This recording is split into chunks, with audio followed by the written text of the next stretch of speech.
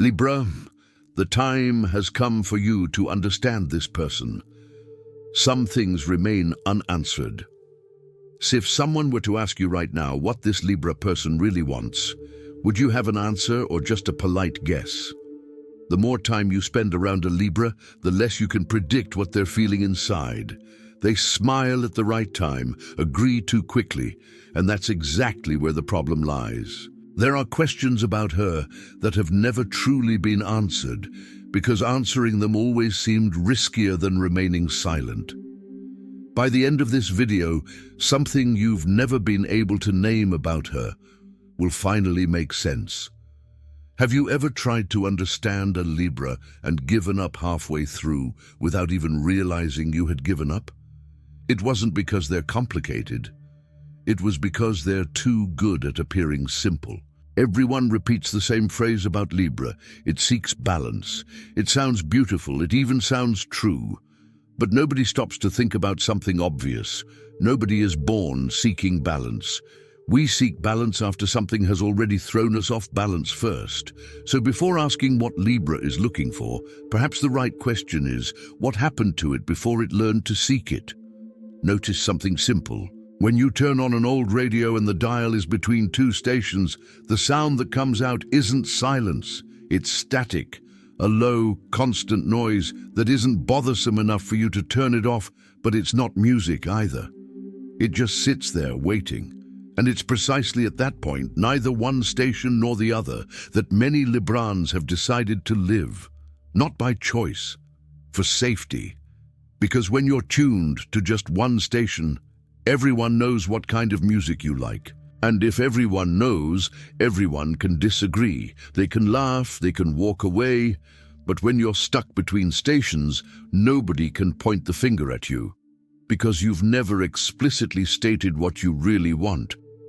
Have you ever noticed how quickly she agrees with things that, deep down, she might not even agree with? It's not weakness, it's calculation. A calculation so automatic that she doesn't even realize she's doing it. There's a scene that repeats itself in the life of almost every Libra, and it never becomes a story for anyone because it seems too small to tell. It's the moment when someone asks, "What do you prefer?" And for half a second before answering, there's a void, a quick blank. Not because they don't know, but because in that half second, they're calculating which answer is least unpleasant. This calculation is so fast that it's become invisible even to herself. And that's where the first misunderstanding about Libra lies. We think they are indecisive, but indecision is not knowing what you want. What happens with Libra is something else entirely, much more sophisticated. They know exactly what they want. They just don't know if they can want it out loud.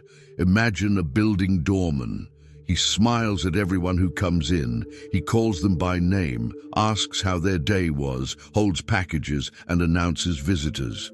He's the friendliest person in the entire building. But notice, he never hands over the master key to anyone. He can be kind all day long, but the key stays with him. Libra's friendliness works similarly.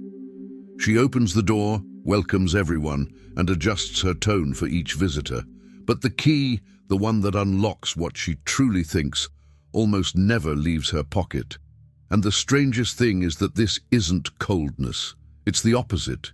It's excessive caution. It's fear that if the key comes out of the pocket, someone will enter and not like what they find inside. But there's a problem with this system, and it's the same problem with anything designed to be overly protective. Over time, it also traps the person it's supposed to protect. Because when you spend years calculating which version of yourself is most acceptable before showing anything, there comes a day when you no longer know which is the original version. All that's left is the edited one. And it is precisely at this point that the question changes. Because it's no longer about understanding why she smiles so much or why she disagrees so little. The question that hangs in the air, heavy, is another, much more uncomfortable. When was the last time she said exactly what she felt without first carefully calculating how much it would cost in order to continue being to continue being tolerable instead of being whole. It was while searching for answers to this that I found this digital book, The Divine Path that guides your zodiac sign to a life of purpose. Doesn't treat Libra as a personality problem to be adjusted. It treats it as a misdirected capacity. The same sensitivity that is currently spent calculating the reaction of others can be redirected inward towards a balance that doesn't depend on anyone else's approval to exist. It's a mental attitude before it's anything else. The difference between seeking harmony to survive and choosing harmony because it no longer needs to prove anything to anyone. If you've made it this far, it's quite likely that something in this text has bothered you in a specific way. That kind of discomfort that only appears when we recognize something too intimate to admit out loud. This discomfort isn't a sign of error. It's a sign that a part of you has known this for a long time. It was just waiting for someone to name it. The link is in the first pinned comment, but be aware, this content may be taken down. Click now and download your copy. And while that's still on your mind, when was the last time you said yes to something when, deep down, you knew the real answer was no? Tell us in the comments below. And it's curious because the answer to that question almost never appears immediately. It appears later on its own, while washing dishes or driving in traffic, a belated realization of, that's what I should have said. This is no small detail. It's practically an emotional signature of the sign. While other signs argue in the heat of the moment and resolve things right there, Libra tends to process the conflict much later, alone, reliving every word, every facial expression of the person on the other side. It's as if the real conversation, the one that truly matters, only happens inside their head, hours after everyone else has already left. There's a way to understand this mechanism that helps a lot. Imagine a safe with two locks, the kind that only open when two keys are turned at the same time. Libra owns both keys, but she rarely turns them both together. She decides one thing inside. She knows exactly what she wants, what she feels, what she can't stand anymore. But the second key, the one that releases it to the outside world, remains locked away, waiting for a certainty that may never come, because the certainty she seeks isn't about what she feels. It's about whether she will be accepted for feeling it. Notice how this appears in small, almost banal situations. Someone asks her where she wants to have dinner, and she returns the question, "It doesn't matter, you choose," even though, deep down, she has a clear and specific desire. It's not pure generosity. It's the first switch turning on its own. She knows what she wants, but prefers that the decision seems to have come from someone else. That way, if it goes wrong, no one can say it was her fault. This habit, repeated for years, creates a side effect that almost no one notices in time. The people around them start deciding for them, all the time, in everything. And Libra, who only wanted to avoid a small conflict today, wakes up one day in a life entirely shaped by the choices of others, the course they took because it pleased their family, the relationship they continued because ending it would seem cruel, the job they accepted because refusing would generate a difficult conversation. And here lies perhaps the cruelest detail of this mechanism. Those who constantly turn only the first key gradually begin to forget that there is a second one. They stop realizing they have their own will because they have outsourced that function for so long to those around them. And what gets locked in that safe over time isn't just one opinion or another, it's the whole person. The question that remains then is the most uncomfortable of all. What exactly is she protecting with those two keys, others or herself? This question, what she protects by keeping the two keys, is exactly the kind of thing we avoid looking at directly because the answer might hurt more than silence. The divine path that guides your zodiac sign. towards a life of purpose effectively addresses this specific point. The difference between healthy protection and imprisonment, disguised as caution. For a sign that constantly juggles two keys at once. Understanding which one truly needs to be turned is the first step to stopping the lockup of one's own life. This material may be taken down at any time. The link is in the first pinned comment. The last copies are running out. Click now and begin your journey towards the clarity and genius you deserve. This explains something that confuses many people who live with Libra. Why does she seem so present and at the same time so distant? The answer is that physical presence and emotional presence are different things, and Libra learned early on to deliver the former without compromising the latter. She's in the room. She listens. She laughs at the right moment. But the part that decides, that part that truly feels, that remains behind the second lock of the safe. Also, pay attention to the pattern of tiredness. Libra balances everyone's plate. The sad friend's mood, the partner's insecurity, the awkward atmosphere at the work meeting, like a pharmacy scale, always calibrating the weight on the other side. The problem is that a pharmacy scale doesn't weigh itself. It only exists to measure what's placed on it. And there's a subtle aspect to this habit worth noticing. The more a person demonstrates imbalance around Libra, the more they feel compelled to compensate. It's almost automatic. Someone arrives nervous, and they lower their own tone without realizing it. Someone arrives insecure, and they lend confidence that they don't always have in abundance. Over time, this constant adjustment becomes a habit of the entire body, not just the mind. They learn to recognize the imbalance in others, even before recognizing their own. And that's where one of the sign's most silent paradoxes lies. The most balanced person in the room, in everyone's eyes, is usually the most unbalanced inside, because they've spent all their own weight trying to stabilize others. If they take such good care of everyone's balance around them, has anyone ever stopped to ask who takes care of them? There's a scene that illustrates this point well. Have you ever noticed how, after a nice compliment, "You're amazing, everyone loves you," something in Libra goes quiet for a second, almost uncomfortable? It's not false modesty, it's something else, more fundamental. Imagine a brightly lit shop window at night, on an empty street. People stop, admire it, even take photos. But nobody goes inside because it's not opening time. The shop window exists to be seen from the outside. And that's exactly the feeling that many compliments evoke in Libra.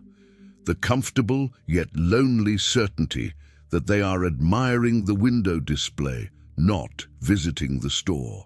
Because what is praised is almost always the edited version, the easy smile, the gentle manner, the right answer at the right time. Rarely does anyone praise what lies behind the second keyhole. And there's a specific scene that usually happens well after the euphoria of being admired. When she gets home, takes off her shoes, and in a silence that no one sees, feels a kind of exhaustion that doesn't match the beautiful day she just had. It's the exhaustion of someone who spent hours holding an edited version of herself in the air without letting a single muscle relax. There's a detail that reveals this better than any explanation. Notice how many times Libra is the last to leave a party, ensuring everyone is okay. The atmosphere is light, and no one leaves hurt. And how, in the car on the way home, her silence weighs more than any conversation from that entire night. The shop window looked beautiful all night, but no one asked what she felt behind the glass. And then a question arises that she herself avoids examining closely. Does she miss being loved, or just being seen without any editing, at least once? To be seen without editing, that's perhaps the rarest thing a Libra person experiences in adulthood, because they've spent so much time tending to the shop window that they've almost forgotten what it's like to let someone into the real store. That's precisely why the divine path that guides your zodiac sign to a life of purpose treats inner beauty as something quite different from pleasing appearance. It's about allowing yourself to be seen in your entirety, with the parts that haven't been edited to please anyone. This material won't be available forever. The link is in the first pinned comment. The last copies are running out. Click now and begin your journey toward the clarity and genius you deserve. And here's something almost no one talks about regarding Libra. Behind all that public indecision, there's almost always a private decision, made long ago. They know what they want to do with that relationship, that job, that friendship that no longer makes sense. They're just waiting for the moment when disagreeing or leaving won't cost them the entire bond. It's like a letter already written, with all the right words kept in a drawer, waiting for enough courage to put the stamp on it. The letter doesn't change. What changes is the person who needs to find the courage to let it out of the drawer. And while that letter waits, something curious happens. Libra mentally rehearses the conversation dozens of times, adjusting each word, anticipating every possible reaction from the other person, creating defenses for arguments that may never surface. It's a kind of invisible exhaustion, which no one around sees because on the outside she continues smiling, continues to be present, continues to be the same as always. But inside, she has already lived through that farewell, that dismissal, that ending several times in various versions without ever having said a word aloud. And what happens on the day that letter is finally sent? Usually, nothing she feared most. The world doesn't collapse. People don't leave en masse. Some disagree, yes, and they survive disagreeing, and she survives being disagreed with. It is on that day, small and almost without any drama, that Libra learns the most important lesson of her own life. Maintaining peace with others at the cost of her own truth is not harmony. It's a slow way to disappear. There's a tightrope she herself stretches every day between what she feels and what she shows. And for years, she's called it balance. But true balance isn't about remaining motionless in fear in the middle of the rope. It's knowing that you can walk, sway, even fall, and the ground is still there below, waiting. Those observing from afar see only the elegance of the tightrope walker, the precise steps, the open arms, the apparent calm.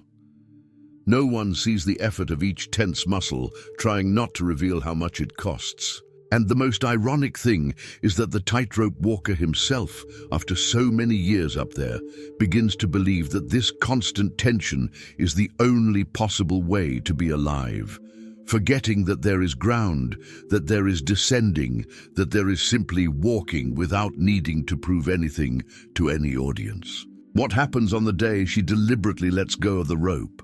Not because she lost control, but because she decided she no longer needs to prove she can stand still in the middle of a wire, pleasing both sides at the same time for the rest of her life. Letting go of the rope on purpose is, without a doubt, the scariest and most liberating moment in this whole story. Because it demands something that no one taught Libra in childhood, that disagreeing is not the same as giving up, and that being whole is worth more than being approved by everyone all the time. The divine path that guides your zodiac sign towards a life of purpose was conceived precisely for this turning point, to transform that fear of disagreement into practical genius, capable of sustaining real relationships instead of contrived bonds. The last copies are almost gone. The link is in the first pinned comment. The last copies are running out. Click now and begin your journey toward the clarity and genius you deserve. And perhaps this is the quietest turning point in Libra's entire story. Discovering that harmony was never about pleasing everyone at the same time. It was always about something much simpler and much more difficult. Maintaining a single self, the same in every room, even when that self displeases someone. It's not about trading gentleness for harshness.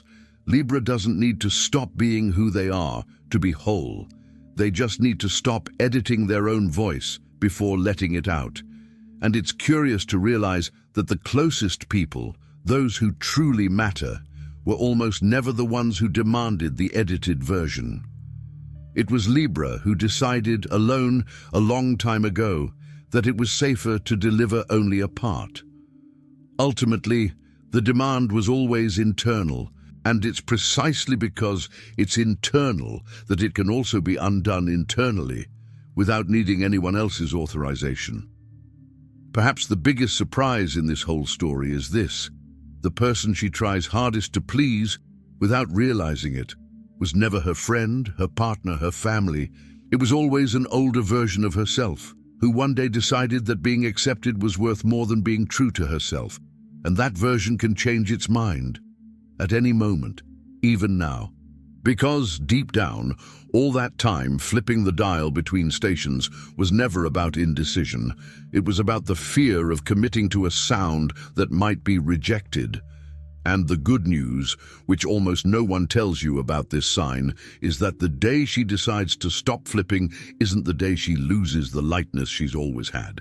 It's the day that lightness, for the first time, extends to her too, not just to those on the other side of the room. The station was always there, in the end. It just needed someone to have the courage to leave the dial still long enough to listen.